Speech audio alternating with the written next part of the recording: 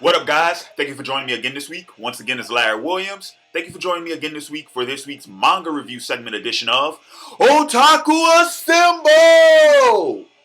Weekly, once again, I'm back to bring you this week's One Piece and Naruto manga chapter reviews. So let's jump into the reviews with this week's One Piece chapter, chapter 621, entitled Otohime and Tiger. As I predicted last week, this chapter, complete chapter, was a flashback, apparently taking place 16 years ago from the present, where we finally get a formal introduction of Queen Otohime. Now, as far as my first impressions of Queen Otohime, number one, her size was surprising. Apparently, she's normal sized, which maybe this was my fault, but I was assuming she would be around the same size as Princess Shirahoshi. Apparently not. Apparently she's normal sized because when they show Princess Shirahoshi as a baby, she's even larger than her mother then. Okay, so but Queen Otohime, as far as her character design, that's another thing. I was a little disappointed in that because I thought she would have resembled Princess Shirahoshi a lot more. But I don't think she. I don't know. That's just me. I don't think she resembles her as much as she could. Um, and she seems glammed up. Like Oda went ahead and did the whole, the makeup thing, and it's a Chiro Oda. I mean, his artwork is, for a particular taste. So yeah. Um, so I mean, I was a little disappointed in her design. I thought she was going to be, this grand, mermaid goddess type figure, but she wasn't at all. Especially compared to her mythological counterpart, the real Otohime from Japanese mythology. Compared to that counterpart, this one was kind of a letdown. Um, but anyway, so okay, so we finally get formally introduced to Queen Otohime, and her character is pretty straightforward. Pretty much everything we've heard about her, everything we've read about her is true about her personality. And in this chapter, it shows her pushing her petition to show the world governments that the denizens of Fishman Island do want to live above the surface. Then then we get reintroduced to the 25-year-old Arlong and the 30-year-old Jinbei, who Arlong, apparently he's already started the Arlong Pirates. Like, he already has his crew, and he's going around proclaiming himself Captain Arlong. Jinbei, on the other hand, is apparently an officer in Neptune's army, which totally didn't see that coming. And we see their two relationship. We see, them the way they treat each other, the way they address each other. Arlong addresses Jinbei as brother, also meaning senior. Like most people address Jinbei as boss, but Arlong addresses him as brother, at older brother, big brother.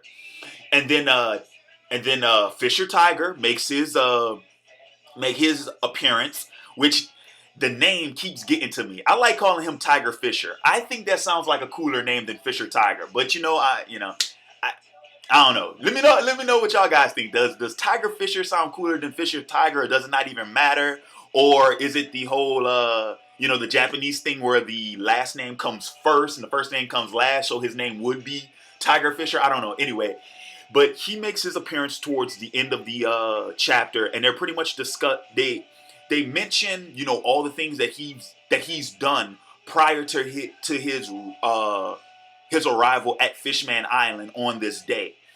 And at the end of the chapter, we see the formation of the Sun Pirates. I'm assuming this is the first time where all of them have joined leagues with each other to form the Sun Pirates. Because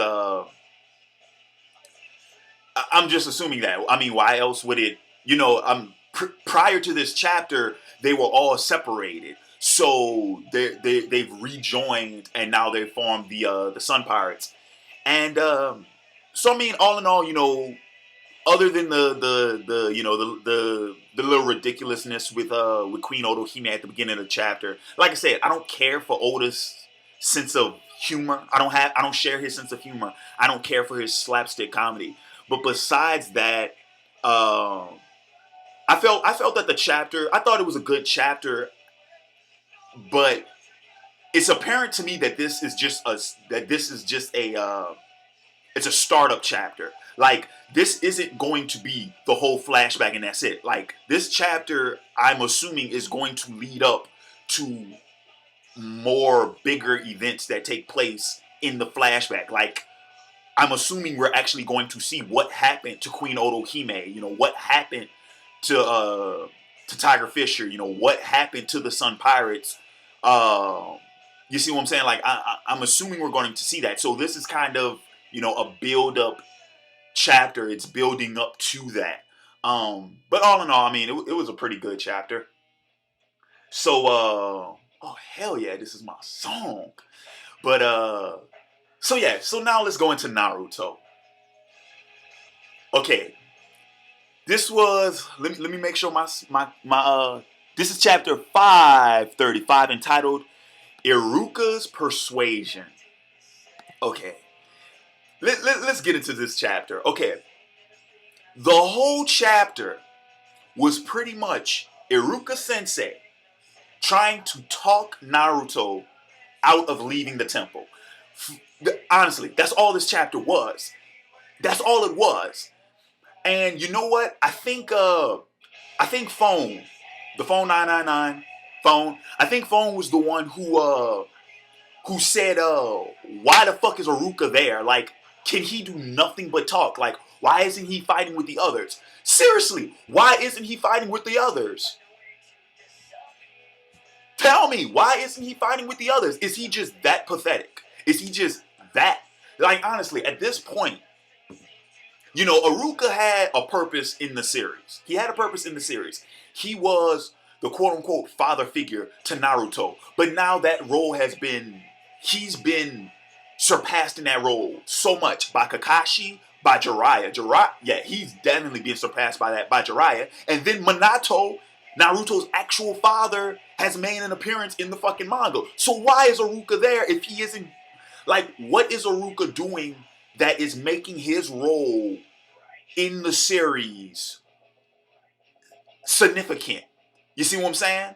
Like if Iruka was to die today, would he really be missed? Seriously, honestly, would he? And me, I kind of take this, I'm offended by this because I like Iruka. Matter of fact, shout out to my man Courtney. If you guys are members of the Facebook page, you know my man Courtney. He does posts and stuff. A couple of years ago, Courtney asked me, he's like, Larry, if you could be any character on Naruto, who would you be? I told him I would be Iruka. Why? Because Iruka is the teacher. For the most part, every ninja that comes out of Konoha in this generation has to be taught by Iruka first. He's the head of the academy. They have to go through him. You feel me? So I was like, you know, that role as mentor is so important to me. I was like, man, I would like to be Iruka. But honestly, it's like they're just downplaying him. So anyway, I know I kind of got off, went off on a tangent, kind of got off the topic. So going into the chapter, like I said, Iruka is coming up with these bullshit excuses to try to keep Naruto, in the temple.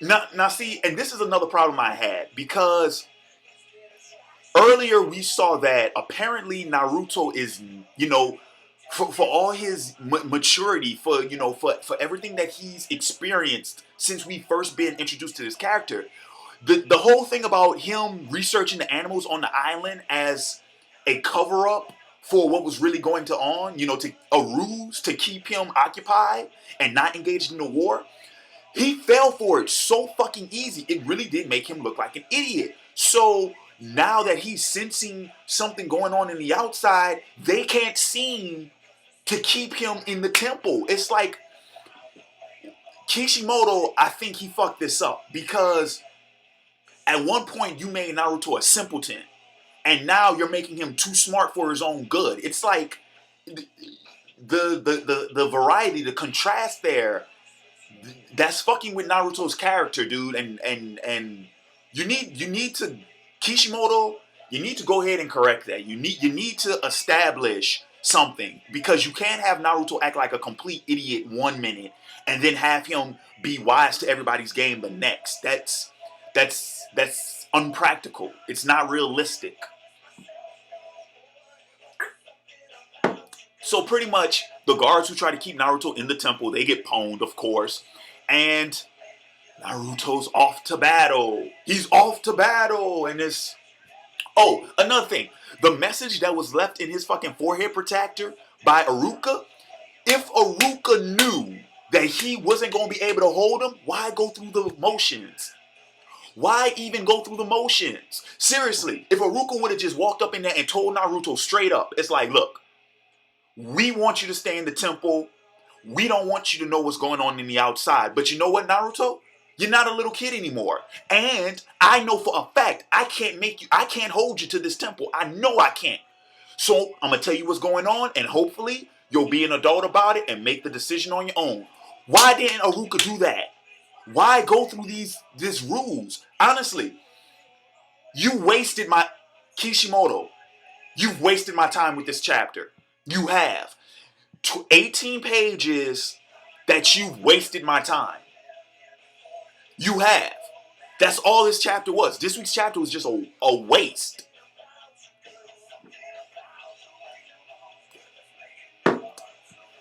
I think the Insane Game Freak was the one who entitled this chapter Pointless. This chapter was pointless.